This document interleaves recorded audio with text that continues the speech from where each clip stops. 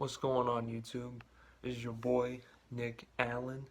I'm here to be bringing you videos about military content, particularly the Navy. Um, in this video today, I'm going to be talking about going to MEPS, what the process is like, what my experience was with that, and go over a few things about it and to give you my perspective on it. So, obviously, when you're thinking about joining the military, you have to go through a long sometimes annoying. Well, it was an annoying experience for me. I'll get to that in a second. But pretty much after you sit down with your recruiter, pick a date to go to MEPS, you take the test, and then there's a physical component to it, like a medical component to it, right? So pretty much it's different at every place. Obviously, for those of you who don't know, MEPS, Military Entrance Processing Station, is pretty much a place where all military applicants looking to go into whatever branch you're choosing to go into have to pass the ASVAB, obviously, and then pass the medical component in order to join the military. So my whole thing with it was I actually had to go up twice for my ASVAB. The first time I took it, I didn't pass.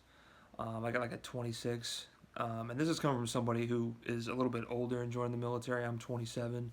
So somebody coming out of high school who's kind of familiar with that information will have a better chance of getting a really good score. For me, I've been out of high school for about 8 years now.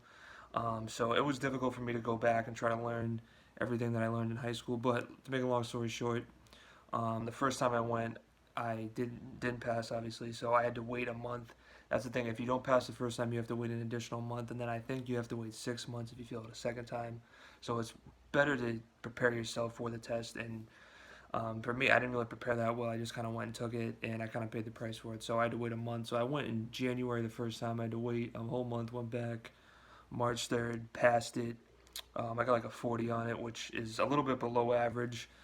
So the first time I went, not only did I not pass the ASVAB, I also could not do a duck walk. Now, for those of you who don't know what the duck walk is, exactly like what it sounds. Pretty much have like a walk like a duck in a line and then be able to turn around and then go the other way. When I was turning around, I slipped a little bit and I fell and I caught myself with my right hand, and they automatically just disqualified me and told me I had to come back to do it. So that part to me was the most annoying part because it was literally the last thing of medical. I passed everything else in medical besides that, and it was just annoying. You know what I mean? To go back from medical and to do one thing, but all of that aside, I had to go back anyway to retake the ASVAB the second time. So speed up from January to March 3rd. I went back, past the duck walk, and when you go to MEPS, you get a little bit of taste of what the military is like. A little bit, not really a whole lot. Like nobody's really screaming at you and shit like that. I mean, you get a taste of it in a sense of it's hurry up and wait. You will be doing that a lot when you go to MEPS. You will be waiting in a room for 5 hours, 7 hours, and then go to another room, wait another 5 or 6 hours, and that'll be just a continuous thing throughout the entire day. It is a long process. So we'll get into what the process really is. So obviously, when you pass the test, how it went for me, anyways. You go to a hotel, you stay at the hotel. Usually, you have a roommate from same branch, different branch, and then they wake you up the following day at 4 a.m. Now, it is a long day ahead of you, so I do suggest eating breakfast. They usually have breakfast there. I know I ate, but for some of people, they choose not to eat and then they get hungry throughout the day. They do have water and food that they give you. They serve you lunch and shit like that. Lunch is pretty early there. It's like 11 o'clock. At least it was for me. Anyways, when you first get there, you go in from bus from your hotel to MEPS, obviously, and then you'll go to the second floor, which is the medical portion of it. And usually they're pretty quick about it. They give you your folder with all your information, your medical information, all your papers that you filled out with your recruiter prior to going to MEPS.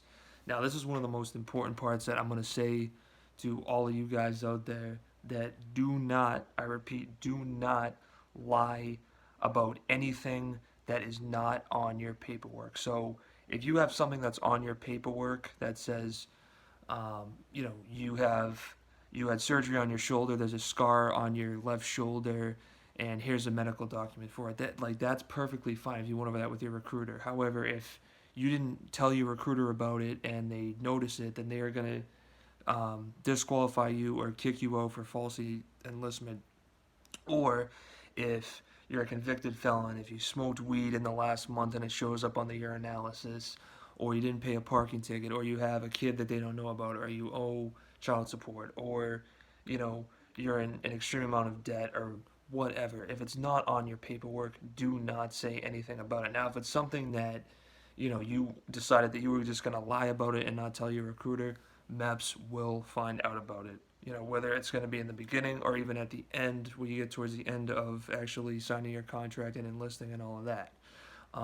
So with that all being said, I think it's important that, if you got a speeding ticket, right, and you paid it off, then don't tell them that you have a fucking speeding ticket. Don't say, oh, I forgot I had a speeding ticket, and I didn't say it on my, it's not on my paperwork. No, no, don't say it, because then they're gonna say, oh, okay, then you have to go back and tell your recruiter, and you lied to us, and it's false enlistment, and you have to go back, potentially get kicked out, or do the whole process all over again. So it's like my recruiter said it best to me: if it's not on your paperwork, then do not say anything about it. I know for me personally, I did have a speeding ticket, but I had it paid off. But I didn't even mention it on my paperwork because it was paid off and it wasn't going to show up. You know what I mean? So things like that you have to be aware of. If you're hiding something, then they will find out about it. And like I said, they try to, trick you into, trying to admit stuff. They'll give you the moment of truth, anything you're not hiding or you are hiding and you haven't told us, now's the time, blah, blah, blah. Don't say anything about it. If it's nothing serious, don't say anything about it. You know what I mean? If you broke your arm when you were like 10 years old and it's all healed now, then don't say anything about it. You know what I mean? Like, unless it's noticeable or unless you're still in pain from it, then yeah, you might want to mention that in your medical report. But if anything, don't say anything about it, because it's going to make the process of going to MEPS and enlisting that much harder for you. So, with that all being said, the first thing that you do when you get to MEPS usually is they do hearing, they do the vision test, they take your blood, they do your urinalysis, and that's all I can remember for that part of it. And then physician does check you out, checks your privates, checks your ass and all that shit to make sure that you're all good down there. And then you go to this separate room, which is kind of the last part of the medical portion, where they ask you to do certain movements with your hands, your legs, your knees, coming up from the ground from your feet, doing the duck walk, shit like that, to really make sure that there's nothing wrong with you medically that you did not mention in your medical report or what you filled out with your recruiter. They're just trying to find things that they're trying to disqualify you for. Now, some people, like in my case, the first time I went to MEPS, like I told you guys, I didn't pass the duck walk. I had one of the physicians in there was grilling me about, oh, do you have knee problems or something wrong with your knees? I said, no. He said, oh, are you sure? Because you can't do the duck walk, so like you must have knee problems. They will constantly do that if they notice something that you cannot do. They will ask you, oh, did you not say this on your medical report? Did you not mention this to your recruiter? They do that to trick you into saying that you do have something wrong with you or there's something you didn't mention, so they can say, oh, you got to come back and do it all over again. You know what I mean? They do that shit. I saw that so many times. Like, there was people that when I went my first time, it was their third or fourth time going to MEPS because they had one thing they had to do. And it's the most, for me, it was annoying. My whole MEPS experience was just annoying. For some of you guys are going to go in, boom, boom, boom, be done with it in one shot. You know what I mean? Other people like me who had certain circumstances that held them back or had to go back a second time. That's what you don't want. The whole MEPS experience is not that bad. Anybody who's nervous about going to MEPS, like, don't be. It's easy. Just do what they tell you and just don't lie on your paperwork. If you have something that's outstanding, do not lie about it, because at some point when you're at MEPS, they will find out about it. And then pretty much after all of that's done, you do the duck walk, all the physical stuff with the arms, legs, knees, back, all that. They take your fingerprints. Now, these fingerprints go to the FBI to make sure you don't have any warrants or any prison time, shit like that, so you're able to enlist into the military. And then I believe after that, you are waiting for a long period of time. At least I was. I was waiting about 6 or 7 hours after that. Now, keep in mind, my second time through, all I had to do was the duck walk. So after I did the duck walk, I was waiting for about 6 or 7 hours. I was waiting from probably about 5:30 all the way till 12:30, 1 o'clock, just waiting for my recruiter to get to MEPS so I could sit down with the job placement person to pick my job. That was a whole process in itself. Um, so after I did that, after you pick your job and all that, depending on what time of the day it is, there's some people that have to go back to MEPS just to swear in because they missed the window of when you swear in. Usually it's every 2 hours, and I think it starts at about 10 o'clock, 12 o'clock, 2 o'clock, 4 o'clock, whatever. And I think the last one might be at 4 o'clock.